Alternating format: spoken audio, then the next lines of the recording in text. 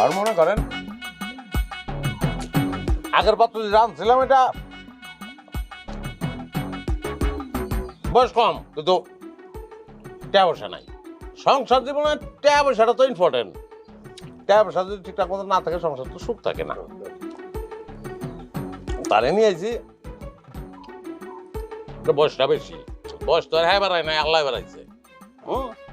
টাকা পয়সা আছে, এমন পরিমাণ টাকা পয়সা আছে, আর নরম নরম লোক, ভদ্র মানুষ।